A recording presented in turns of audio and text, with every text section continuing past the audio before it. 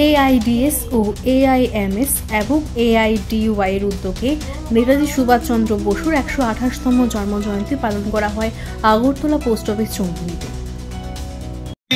আমরা ছাত্র সংগঠন, যুব সংগঠন, মহিলা সংগঠন, এআইডিএস ও এআইডিআই ও এআইএমএসএস এর পক্ষ থেকে যৌথভাবে আমরা এই পোস্ট অফিস চৌমুহনীতে আজ ভারতবর্ষের স্বাধীনতা আন্দোলনের আপসহীন ধারার শ্রেষ্ঠ প্রতিনিধি নেতাজি সুভাষচন্দ্র বসুর ১২৯তম জন্মজয়ন্তী আমরা এখানে উদযাপনের জন্য সমাবেত হয়েছি।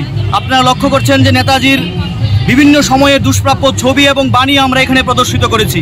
আমাদের ছাত্র, যুব, মহিলা সংগঠনের উদ্দেশ্য একটাই, সারা দেশে যে নেতাজির জীবন সংগ্রামকে, ওনার যে দেশপ্রেম, নির্ভীক দেশপ্রেম, এই যে ওনার যে সাহসিকতা, সেটা ছাত্র যুব সমাজের মধ্যে পৌঁছে দেওয়ার জন্যই আমরা প্রতি বছর এই দিনটি পালন করি।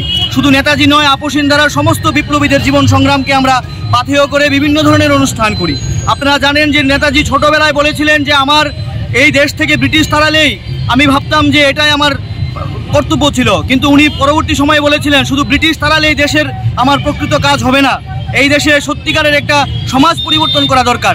তাই নেতাজির জীবন সংগ্রাম থেকে আমরা সত্যি আজকে তাই দেখছি যে আজও জাতপাত ধর্ম নির্বিশেষে মানুষের উপর যে নানা রকমের শোষণ চলছে। নেতাজির জীবন চর্চা যদি আমরা করি, আমরা কি দেখতে পাই? তাহলে সমস্ত প্রকারের শোষণ থেকে মুক্তি উনি চেয়েছিলেন। উনি চেয়েছিলেন প্রকৃত একটি সম্পূর্ণ স্বরাজ।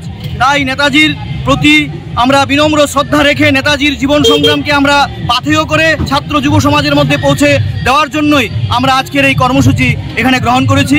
আমি রামপ্রসাদ আচার্য, রাজ্য সভাপতি এআইডিএসও।